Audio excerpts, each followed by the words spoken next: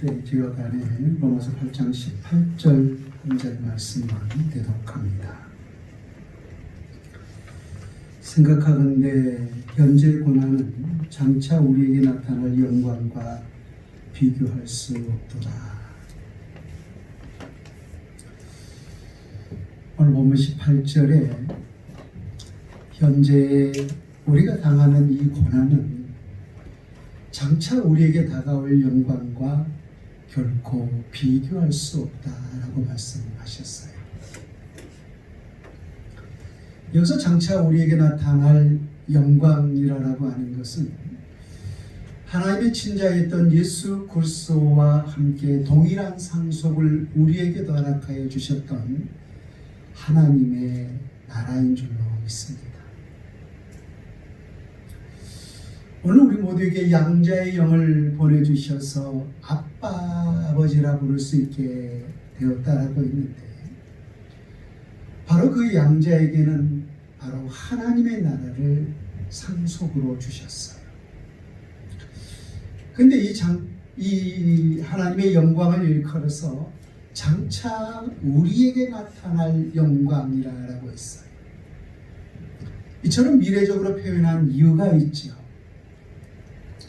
예수 그리스도께서 하나님의 나라가 여기 있다 저기 있다 라고 해도 너희들은 그 사실을 잊지 말라라고 했죠. 하나님의 나라는 이미 너희 안에 있느니라 라고 말씀하셨어요. 그렇다면 진정한 하나님의 나라가 무엇인가요? 여러분, 그리스도 예수를 우리 안에 모신 자가 있다면 그가 진정으로 하나님의 나라가 이미 이루어진 자인 줄로 믿습니다.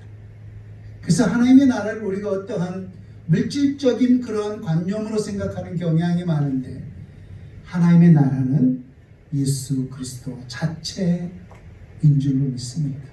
그래서 그리스도 예수 안에 있는 자, 그리스도 거룩한 영이 우리 안에 있는 자는 이미 하나님의 나라가 이루어진 줄로 믿습니다. 그러므로 하나님의 나라는 이미 우리 가운데 이루어졌는데 왜 오늘 본문에서는 장차 우리에게 나타날 영광이라고 했을까요? 그것은 이미 하나님의 나라는 우리 가운데 이루어졌지만은 그 하나님의 나라는 최종적으로 아직 완성이 되지 않았기 때문인 거죠. 하나님의 나라는 주 예수 그리스도께서 재림 나팔 불고 이 땅에 오실 때 최종적으로 완성되는 줄로 믿습니다. 그래서 이 영광을 장차 우리에게 나타날 영광이라고 표현했던 거죠. 이처럼 우리에게 하나님의 양자의 영을 보내주셔서 아빠, 아버지라고 부를 수 있는 자들에게는 하나님의 나라를 우리에게 상속해 주셨는데, 하나님의 나라를 상속받은 주의 자녀들은 그 하나님의 나라뿐만 상속을 받은 것이 아니라 이 땅에서는 고난도 함께 상속으로 받아야만 된다라고 했어요. 우리 모두가 예수 그리스도의 이 양자의 영을 받아서 하나님 앞에 양자가 되었다면 예수님은 친히 하나님의 친자라고 할 수가 있겠죠. 그렇다면 그 양자와 친자는 동일하게 어떠한 차별도 없이 모든 것을 똑같이 상속을 받는다라고 했어요. 그래서 예수 그리스도께서도 하나님의 나라를 상속받았기 때문에 우리의 양자인 자녀들에게도 역시 동일하게 하나님의 나라를 상속받았는데, 이것만 우리에게 상속을 받느냐? 아니라고 했죠. 우리에게 고난도 역시 상속을 받듯이 친자였던 예수 그리스도께서도 이 땅에 역시 동일하게 고난을 상속받았던 사실을 볼 수가 있습니다. 지난주에 우리는 이 사실을 확인할 수가 있었었죠. 마태복음을 통하여서 예수님께서 사랑하는 제자들에게서 이런 질문을 드렸어요. 너희들은 나를 누구라고 하느냐? 여러분, 너희들을 나는 누구라고 하느냐는 그 질문 속에는 어떠한 의미가 포함되어 있어요? 너희들이 나를 어떠한 존재로 믿고 따르고 있느냐라고 하는 질문이었던 거죠. 우리 모두가 잘 알고 있듯이 예수님의 사역의 현장 속에서는 예수님께서 강력한 카리스마를 통하여서 놀라운 이적과 기적과 심지어 죽은 자도 살리는 놀라운 역사를 일으키니까 사역 현장 곳곳마다 3,000명, 5,000명 수많은 무리들이 구름대처럼 몰려들었어요. 그래서 조용히 저 강 건너 쪽에 갔을 때도 어찌 알고 수많은 사람들이 그 강 건너편까지 배를 타고 예수님의 사역 현장에 모여들었던 거죠. 근데 왜 그들이 주님의 사역 현장에 모여들었어요?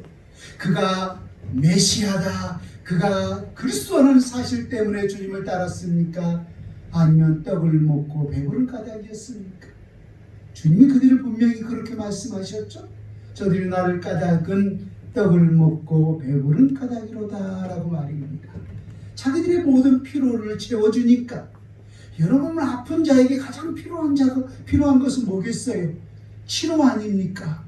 가난한 자에게 가장 필요가 뭐겠어요? 그들에게 떡을 주는 것 아니겠습니까? 근데 예수 그리스도께서 하나님의 나라가 이처럼 이루어진다는 사실을 이적적으로 보여주기 위해서 잠시 그러한 이적과 기적의 역사를 일으켰단 말입니다.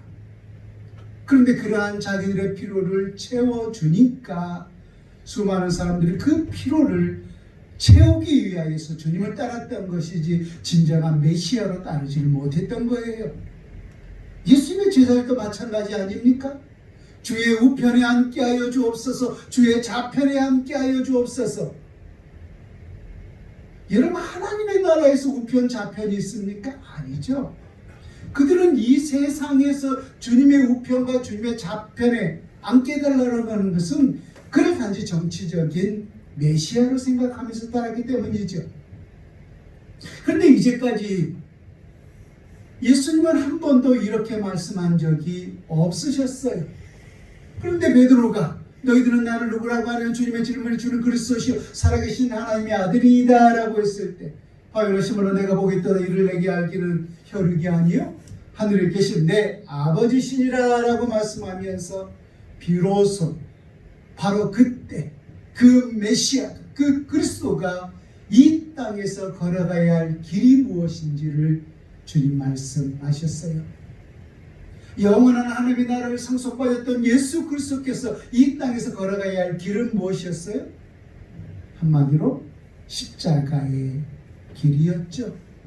그래서 대제사장과 장로들과 서기관들에게 고난을 받고 십자가에 못 박혀 죽을 것이다 라고 말씀했어요. 그 모습을 보면서 베드로가 그 길을 막았죠. 주님 그렇게 되지 않을 것입니다. 우리가 그 길을 막을 것입니다 라고 인간적인 생각을 했어요. 그러나 우리 주님 그렇게 말한 베드로를 위해서 사탄아 내 뒤로 물러가라. 너는 하나님의 일을 생각하는 것이 아니라 사람의 일을 생각하는도다 라고 말씀하셨어요. 하나님의 뜻은 어디에 있어요? 하나님의 생각은 어디에 있는 거예요? 영원한 하나님의 나라를 상속받은 주님의 거룩한 백성들은 이 땅에서 많은 사람들이 바라고 소망하는 그런 영광스러운 길을 걷는 것이 아니라 오히려 고통받고 고난받고 환난 속에 걸어가야 한다는 사실을 우리 주님께서 제자들에게 필히 가르쳐 주셨던 거죠. 먼저 하나님의 나라를 상속받은 이 친자조차도 이 땅에서는 많은 사람들에게 우러러 보이는 그런 영광의 길이 아니라 오히려 고난과 환난과 죽음의 길을 가야 한다는 사실을 친히 말씀하셨던 거예요. 여러분, 이 로마서에 서신을 쓰고 있는 사도 바울도 마찬가지였어요. 우리 성경 한 군데를 한번 찾아볼까요? 고린도후서 11장입니다. 고린도후서 11장 24절부터 한번 보세요. 사도 바울은 우리가 잘 알고 있듯이 3층 천, 셋째 하늘, 환상과 계시 중에 하나님의 놀라운 영광을 체험했던 사람이죠. 이미 그는 그에게 우리에게 영으로 하나님의 나라뿐만 아니라 환상과 계시를 통해서 실제적으로 성층천인 셋째 하늘의 하나님의 그 영광의 나라를 경험했던 사람이기도 했습니다. 그럼에도 불구하고 그가 이 땅에서 걸어가야만 했던 길은 어떠한 길이었는가 하는 거예요. 여러분, 고린도후서 11장과 12장은 명확하게 그 사실을 대조해서 보여주고 있는 사실을 볼 수가 있습니다. 먼저 고린도후서 11장 24절부터 27절 말씀을 함께 읽습니다. 시작. 유대인들에게 40에서 하나 감암매를 5번 맞았으며 3번 태장으로 맞고 1번 돌로 맞고 3번 파산하고 일주야를 깊은 바다에서 지냈으며 여러 번 여행하면서 강의 위험과 강도의 위험과 동족의 위험과 이방인의 위험과 신의 위험과 광야의 위험과 바다의 위험과 거짓 형제 중에 위험을 당하고 또 수고하며 애쓰고 여러 번 자지 못하고 줄이며 목마르고 여러 번 굶고 춥고 헐벗었노라. 12장 1절에서 4절도 보세요. 11장 24절부터 27절이 이것이 이 땅에서 사도 바울이 겪었던 고난의 길이었어요. 근데 12장 1절에서 4절을 보세요. 같이 읽습니다. 시작. 무익하나마 내가 부득불 자랑하노니 주의 환상과 계시를 말하리라. 내가 그리스도 안에 있는 한 사람을 아노니 그는 14년 전에 셋째 하늘에 이끌려간 자라. 그가 몸 안에 있었는지 몸 밖에 있었는지 나는 모르거니와 하나님은 아시느니라. 내가 이런 사람을 아노니 그가 난 몸 안에 있었는지 몸 밖에 있었는지 나는 모르거니와 하나님은 아시느니라. 그가 낙원으로 이끌려가서 말로 표현할 수 없는 말을 들었으니 사람이 가히 이르지 못할 말이로다.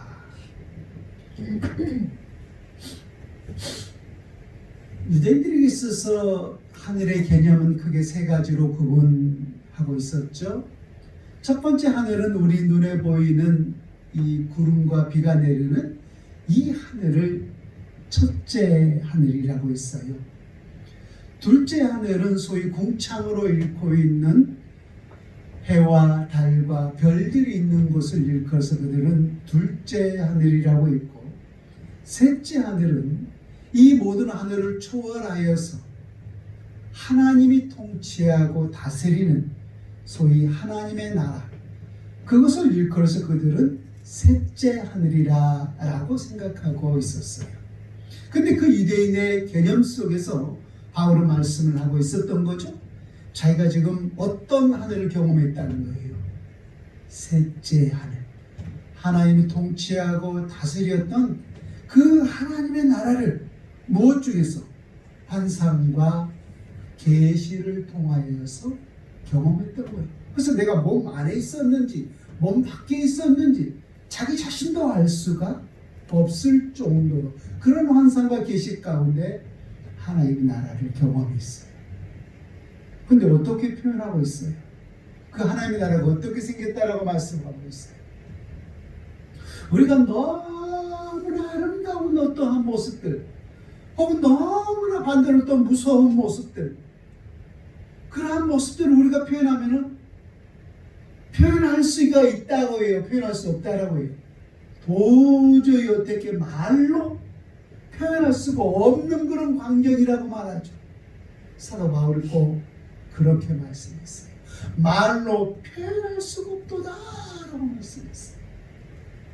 물론 요한계시록을 보면은 금과 은과 보석 등등 우리가 이 땅에서 귀하게 생각하는 그러한 것들을 통해서 하나님의 나라를 묘사하고 표현했지만 실제 그렇게 생겼는지 아니면 그렇게 묘사하고 있는지 우리는 뭐 가봐야 알 수가 있겠지만은 오늘 사도 바울은 그 하나님의 나라의 완성과 계시를 통해서 보았는데 도저히 말로서 표현할 수가 없었다라고 했어요. 이러한 경험을 한 자가 여러분 사도 바울이었어요. 그럼에도 불구하고 그가 이 땅에서 걸어가야 하는 길은 영광의 길이었는가 아니면 고난의 길이었는가. 어쩌면 사도 바울처럼 예수님을 만나지 않았더라면 모든 부귀와 영광과 명예를 누릴 수 있는 사람이었는지도 몰라요. 왜? 그런 종교 사이에서 가장 많은 배움 있는 사람이었고 또 이 어떤 태생적으로도 굉장히 바리새파 사람으로서 많은 사람들이 알아주는 사람이었기 때문에 말입니다. 오히려 그가 주님을 만나지 않았더라면 세상에서 떵떵거리고 많은 사람들에게 존경을 받으면서 그렇게 영광스러운 삶을 살았을지 몰라요. 근데 예수 그리스도를 만나는 것 때문에 오늘 우리가 고린도후서 11장 24절부터 27절까지 읽었듯이 수많은 죽음에 이업을 당하고 굶고 춥고 헐벗었노라. 정말로 사도 바울은 이 땅에서 정말로 말할 수 없는 고난의 길을 겪었던 거예요. 왜 그랬을까요? 하나님의 나라를 상속받은 자는 무엇도 함께 받아야 하기 때문에 고난도 함께 받아야 하기 때문에 말입니다.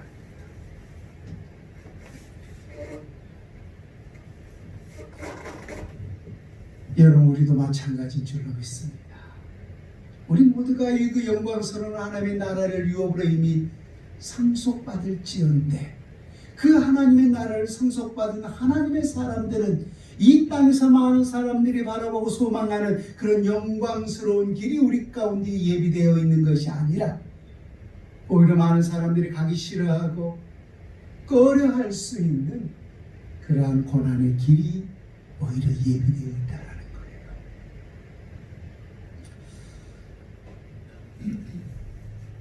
여러분들 한 사람 한 사람을 놓고 기도할 때마다 참 눈물이 날 때가 많아요. 여러분들 어쩌면 성도님들의 모습을 보면서 저 사람에게는 근심 걱정이 없겠지, 그래도 저 성도님은 좀 가정적으로 삶적으로 좀 평탄하겠지 라고 생각할 수 있을는지를 모르겠지만은 여러분들보다 조금 더 한 걸음 아는 목회자로서 우리 모든 성도님들의 모습, 삶의 모습을 보았을 때 한 가정도 그렇게 평탄한 가정이 없는 것 같아요. 어떤 성도님은 하루 종일 병치레하느라고 하루를 보내고 있고, 어떤 성도님은 방금 사모님 기도했듯이 교회 간다는 그 자체가 핍박 아닌 핍박 속에 하루하루 나오고 있고, 또 어떤 성도는 참으로 말할 수 없는 물질의 고난 속에 살아가고 있는 성도들이 많아요. 그럴 때마다 하나님 앞에 종이 기도해요. 하나님, 아니 우리 교회 성도님 몇 분도 되지 않는데 왜 이렇게 다 어려움 속에 있는 성도들만 보내시니까? 좀 건강하고 때로는 물질도 좀 풍요롭고 좀 그런 사람도 우리 교회에 있어야 되지 않습니까? 라고 우리 하나님 앞에 마치 아빠에게 투정하듯이 투정 아닌 투정을 할 때가 있어요. 그럴 때마다 우리 하나님께서 종의 마음을 어우리면서 하신 말씀이 뭐냐면은 사랑하는 아들아, 잘 가고 있다는 거예요. 잘 가고 있다는 거. 오히려 이것이 하나님 앞에서 진정으로 건강한 교회의 모습임을 우리 하나님께서 위로해 준 모습을 경험하고 있습니다. 여러분, 그렇습니다. 어떤 교회는 재산이 많아서 또 성도님들이 많아서 멋진 교회를 짓기도 하고, 또 아이들에게 좋은 시스템을 제공하여서 참 화려하고 멋진 그러한 교회들도 있어요. 그러나 그것이 진정한 교회의 모습일까요? 그것이 진정으로 우리 하나님께서 보시기에 아름다운 교회의 모습이겠는가 하는 것입니다. 오히려 오늘날의 많은 교회의 세상의 지탄이 대상이 되고 있는 교회들은 작은 교회가 아니죠. 오히려 세상에 많은 사람들로부터 욕을 먹고 있는 또 목사님들까지라도 보면은 작은 교회 목사님들이 아니라 오히려 모든 사람들에게 알려주고 세상에 영광이 드러나고 있는 그런 큰 교회 목사님을 볼 수가 있어요.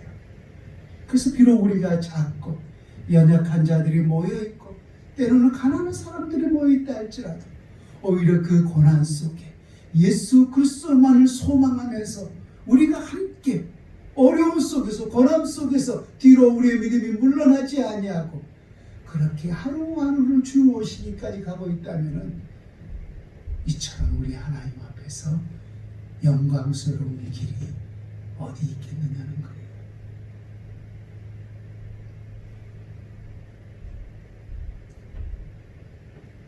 여러분 요한계시록에 7교회가 나오고 있어요. 2장과 3장이면 에베소 교회, 서머나 교회, 버가모 교회, 두아디라, 사대, 빌라델비아 그리고 라오디게아 교회 말입니다. 그 가운데 가장 부유한 교회 또 외적으로 우리 교회는 이런 교회입니다. 가장 자랑할 만한 교회가 이런 라오디게아 교회였죠.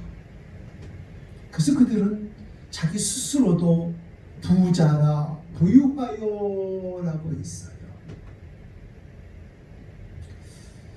그런 반면에 가장 약하고 가장 연약하고 가장 가난한 교회가 있었는데 여러분 사대 교회였어요.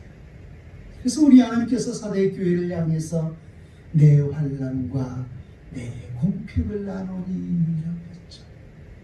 물론 초대교회 자체 모든 교회들이 초대교회 자체가 다 환난 속에 있는 교회였지만은 특별히 사대교회는 그 환난이 더했던 것 같아요.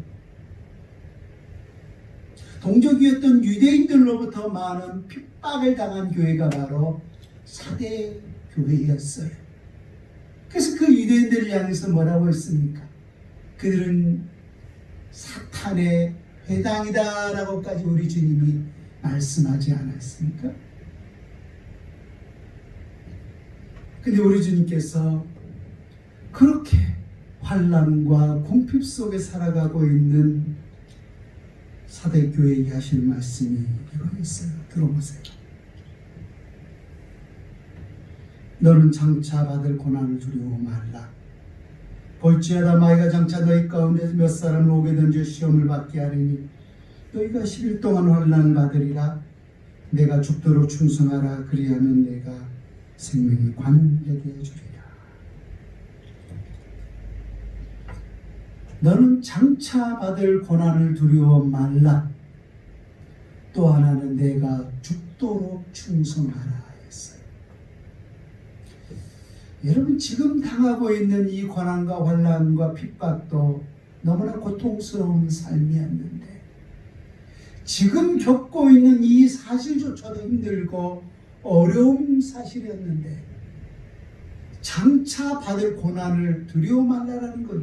그렇다면 지금 받는 고난보다 더 큰 고난이 있다는 거예요, 없다는 거예요? 더 큰 고난이 있다는 거죠.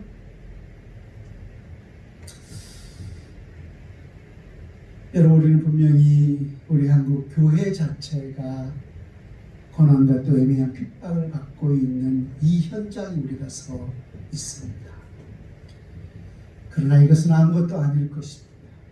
분명히 예언컨대 이보다 더 큰 환난과 더 큰 고난이 교회 다니는 것 때문에 예수 믿는다는 것 때문에 더 큰 환난과 말할 수 없는 더 큰 고난이 장차 우리 가운데 분명히 예비되어 있을 것입니다. 왜 이렇게 우리 주님이 말씀하셨을까요? 그것이 사실이기 때문이죠. 그리고 그렇게 고난 속에 있는 성도들을 향해서 죽도록 충성하라라고 말씀하셨어요. 여러분 우리에게 이보다 더 큰 고난이 닥치겠지만 저도 여러분에게 똑같이 말할 수밖에 없습니다. 여러분 죽도록 충성하시기 바랍니다. 하나님께 죽도록 충성하시기 바랍니다. 왜 우리 하나님께서 이 땅의 환난과 고난 속에 있는 이 서머나 교회에게 왜 환난과 고난 속에 있는 우리 자신에게, 왜 우리 한국 교회에게 우리 주님께서 장차 받을 고난을 두려워 말라, 왜 죽도록 충성하라라고 종을 통해서 우리 주님께서 이 아침에 여러분들에게 말씀을 하고 있을까요? 우리 따라합니다. 그것이 내가 걸어가야 할 길이기 때문입니다. 그렇습니다. 우리 오늘 본문 18절 말씀 생각하건대 우리가 당한 고난은 장차 우리에게 다가올 영광과 결코 비교할 수 없기 때문에 오늘 서머나 교회가 당하는 환난은 몇 일이라고 했어요? 10일 동안 환난을 받으리라 라고 했죠. 물론 10일이 우리에게 있어서 짧다면 짧고 길다면 길 수 있겠지만 우리가 80, 90 한평생에 생각해서 우리에게 열흘의 어떤 기간이 있다면 그건 긴 거예요, 짧은 거예요?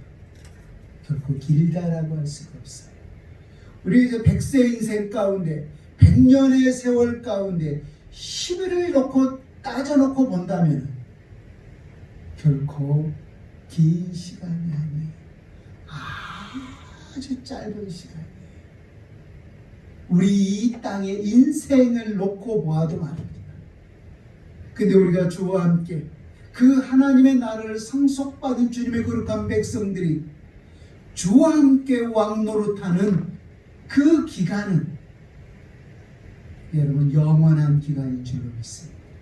그 영원한 기간에 비하면 그 10일은 정말로 짧고도 짧은 시간에 불과한 것뿐이죠. 그래서 10일 동안 너희에게 환난이 있을 것이다 라고 말씀하셨어요. 여러분 8, 93 우리 모든 인생을 살아왔던 많은 어르신들도 뒤돌아보면서 세월이 이수와 같더니 벌써 이렇게 세월이 흘러버렸네 라고 하시는 분들이 있어요.